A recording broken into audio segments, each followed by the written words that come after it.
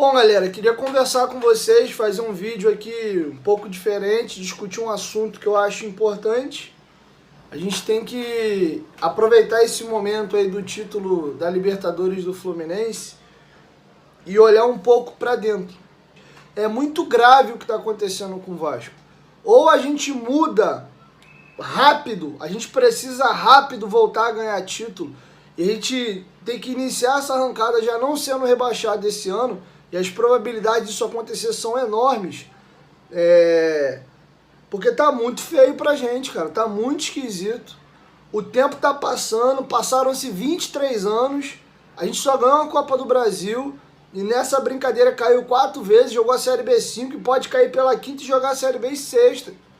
É o clube grande que mais foi rebaixado. O título do Fluminense é um título muito emblemático e acende uma luz amarela enorme dentro do Vasco. Daí vocês vão entender o porquê. Quando vira o ano 2000, o Vasco é campeão brasileiro pela 4ª vez, campeão da Mercosul e vice-campeão mundial. O Vasco, ele estava na primeira prateleira do futebol brasileiro. A gente não tinha ainda a unificação daqueles títulos velhos lá do Roberto Gomes Pedrosa e do... esqueci o nome do outro agora, que eu acho até aquilo meio bizarro. Tem time que foi campeão brasileiro 2 vezes no mesmo ano. Mas enfim, eu não vou nem entrar nesse mérito aqui agora. Tá? A gente estava ali, top 5 talvez, top 4, do time mais vitoriosos do futebol brasileiro. A gente estava aqui, ó, com o Flamengo brigando cabeça para cabeça, empatado em algumas coisas e em outras ali a gente atrás deles, ali muito próximo. Não só o Flamengo disparou e desgarrou da gente. Eram duas equipes que brigavam aqui, ó, cabeça a cabeça, com o Flamengo ainda à nossa frente. A gente no final dos anos 90 chega muito próximo e passam-se 23 anos, eles distanciam muito, estão muito longe da gente. E o Fluminense, que estava longe da gente, fez isso aqui, ó. Ainda acho que a gente está um pouco à frente do Fluminense, mas a briga está muito parelha e muito cabeça a cabeça agora com esse título da Libertadores do Fluminense. E olha o cenário que eu vou pintar para vocês aqui sobre o Flamengo. Já nem sei quantos títulos mais o Flamengo tem, se é 8, se é 9 brasileiro. Copa do Brasil tem umas 5, tem 3 Libertadores. Não dá nem para a gente começar a conversa. Pula. O Fluminense chegou ao seu 4º título brasileiro em 2012. Tem 3 brasileirões da era moderna e um daqueles velhos lá que foi unificado. Tem 4. O Botafogo tinha um em 95 também, unificou um daqueles títulos velho lá, tem 2. O Fluminense hoje tem 4 brasileiros, o Vasco tem 4. O Fluminense hoje tem uma Libertadores, a gente tem uma Libertadores. A gente tem 2 Sul-Americanas, eles não tem nenhuma. É o primeiro título sul-americano do Fluminense. A gente ganha aqui. No Campeonato Carioca, eles têm mais título que a gente. Até uma vantagem considerável. Até bem pouco tempo eram até os maiores campeões do Rio, foram ultrapassados pelo Flamengo. Sobre Copa do Brasil, tá empatado. A gente tem 2 sul-americanas, eles têm mais carioca. A nossa torcida é muito maior, isso aí não dá nem para discutir. Mas a gente tem também a questão dos rebaixamentos. O Fluminense tem um rebaixamento ali que é ridículo. É 3ª divisão, caiu 2 vezes, da A para B, da B para C, 2 quedas. A gente caiu 4, caiu o dobro do que eles. E em termos de divisões inferiores, eles jogaram 2 edições, né? 3 edições, né? 2ª divisão, caiu para a 3ª divisão. Na verdade, 2 edições, porque da C eles foram direto para A. Né? Então a gente tem 5 participações em divisões inferiores, eles 2. Então o que fica aqui como fio da balança? Eu ainda acho o Vasco à frente. A gente tem 2 títulos internacionais, 2 sul-americanos, que eles não têm. Eles vão ter que correr atrás disso aí ainda. E a gente tem uma torcida bem maior. Tem a questão do rebaixamento. Eu não acho que rebaixamento diminua o tamanho de clube. Eu acho que a gente coloca ali talvez num critério de desempate. Até porque hoje, até se o Santos for rebaixado esse ano, só vão ter 2 clubes brasileiros dos grandes que nunca caíram. São Paulo e Flamengo, tá? O Santos caindo, vai estar cada vez mais diminuindo essa lista. Cruzeiro, Internacional, né? A galera que nunca tinha caído começou a cair, faltam 3 e o Santos tá nessa briga apertada aí. Então, começou a ficar parelho. E se a gente der uma olhada para baixo, e eu acho que esse título do Fluminense literalmente consolida definitivamente hoje que o Botafogo é disparado a 4ª força do Rio, Mas o Botafogo está na iminência de ganhar mais um brasileiro. Se o Botafogo ganha, eles saltam para 3 brasileiros aqui. Ficam um atrás do Vasco e do Fluminense. Copa do Brasil eles ainda não têm, Libertadores também não, eles têm uma Conmebol. Então, você vê que o próprio Botafogo, se ganhar esse brasileiro, começa a querer dar uma reagida. Então a gente tem hoje o Flamengo muito longe de todos os outros, o Vasco brigando agora cabeça com o Fluminense, a nossa briga já não é mais com o Flamengo, veio aqui para baixo no Fluminense, e o Botafogo querendo se acossar para chegar aqui na gente. Ainda repercutindo, né, esse título aí da Libertadores pelo nosso rival aqui do Rio de Janeiro, o Fluminense. E vamos detalhar algumas coisas em relação a esse título do Fluminense. E pode ter certeza, meus amigos, uma pessoa só deu esse título ao Fluminense. E pode ter certeza, se não fosse esse jogador, o Fluminense não teria nem passado perto de conquistar esse título. Todos nós aqui, vocês sabem muito bem que o canal Russo Vascaíno ficou muito triste com a saída de Germancano do Vasco da Gama. Tá aí a foto aí, a despedida do Germancano, foi até no site do Vasco essa foto aí. E meus amigos, a gente não tem que ser hipócritas. A gente aqui é contra, né? A gente é contra essa gestão do Vasco. A gente tem a voz ativa contra essa gestão de merda comandadas aí por Jorge Salgado e Carlos Osório, que simplesmente apequenaram o nosso clube, destruíram a nossa instituição e reforçaram a nossa equipe rival, o Fluminense, com um jogador que tinha sido contratado pelo Vasco. Esses vagabundos reforçaram o elenco do Fluminense e fizeram que o Fluminense se tornasse campeão da Libertadores com o seu maior artilheiro, marcando 13 gols numa Libertadores da América com 12 partidas. E Vascaíno, será mesmo que o associativo não ia vingar no Vasco? Por que o associativo do cara que eu não gosto, hein? Não gosto do Fluminense, não gosto desse Mário Bittencourt. A gente tem que dar o braço a torcer. É um gestor, um presidente do associativo que deu certo no Fluminense. Essa é uma realidade nua e crua. Foi provado, e o Fluminense sem estádio. O Fluminense, com uma boa gestão da parte associativa, leva o clube aí ao título da Libertadores da América.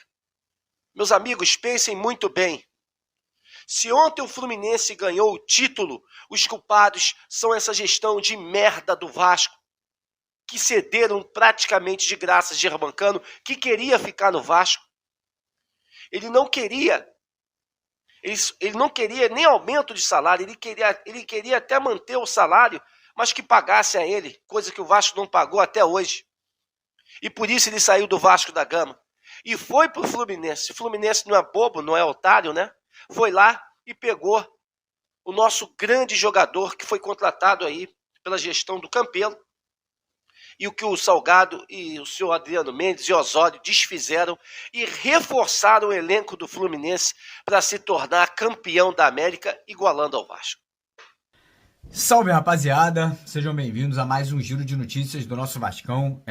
Vídeo de hoje, infelizmente, vamos falar sobre o título do nosso rival Carioca Fluminense, ontem conquistando a Taça Libertadores da América, né, o campeonato mais importante aqui do nosso continente sul-americano. E vou dar minha opinião com muita tristeza, angústia, obviamente, né? Então vamos começar o vídeo de hoje falando um pouquinho sobre a conquista do Fluminense ontem. Sei que não tem nada a ver com o Vasco, mas de certa forma tem sim um pouco a ver com o Vasco, porque esse título tricolor, né, esse título importante que eles conquistaram ontem, eu acho que traz para o torcedor vascaíno mais uma vez aquele sentimento de angústia, aquele sentimento de tristeza, e um sentimento que a gente sabe que poderia ter sido o Vasco ontem, sem dúvida nenhuma, né, disputando uma final, conquistando mais uma Libertadores da América, mas por motivos óbvios, que eu acho que todos os vascaínos sabem, o Vasco vive, né, um momento depressivo, um momento ruim, um momento de rebaixamentos, e, cara, que foi causado, obviamente, por desunião, que foi causado por pessoas, né, que comandaram o Vasco nesses últimos 20 anos, que sempre colocaram o interesse próprio, o interesse de grupos políticos na frente disso aqui, ó, na frente dessa Cruz de Malta. E acaba que o Vasco se tornou hoje um clube aí que é a quarta força do Rio de Janeiro. Essa desunião, né, que vem de dentro, ela acaba atingindo o extracampo também, né? A gente vê desunião na política do clube, a gente vê desunião entre as torcidas do Vasco, a gente vê desunião aqui nas redes sociais, vascaínos atacando vascaínos, né? E, cara, infelizmente, a gente fala isso sabendo que o Vasco poderia ser uma das potências do futebol brasileiro.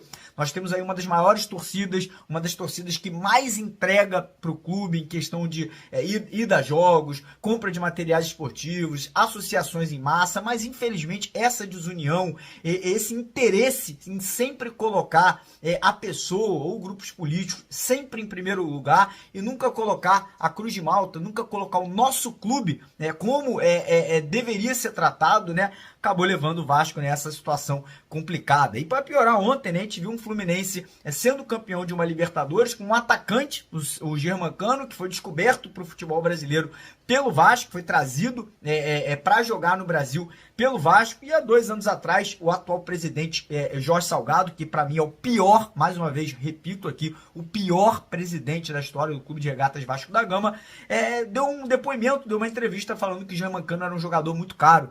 Então esse é o tipo de pessoa que comandou o Vasco nos últimos 20 anos. Esse é o tipo de pessoa que derrubou e continua derrubando o Vasco, né? Esse é o tipo de pessoa que foi aí responsável pela venda do Vasco, porque não tinha capacidade de gerir o clube, não tinha capacidade de administrar o Vasco, né? O Fluminense ontem também foi campeão com um treinador que há pouco tempo atrás estava no Vasco. O Vasco poderia ter mantido o Fernando Diniz, poderia ter feito uma proposta, um contrato de longo prazo para manter um treinador que hoje é o treinador campeão da América, o treinador de uma seleção brasileira, mas por incompetência, por má gestões, por pessoas ali que, mais uma vez eu vou falar aqui, colocam o interesse pessoal, colocam o interesse financeiro na frente do interesse do clube, na frente do interesse do torcedor. O Vasco segue nessa situação aí, terrível, mais uma vez brigando para não cair para a Série B, né, que seria o 5º rebaixamento e a 6ª Série B que o Vasco iria disputar. É duro ver essas imagens, é duro ver aí mais uma vez um dos nossos rivais aqui do Rio de Janeiro ser campeão de alguma coisa importante.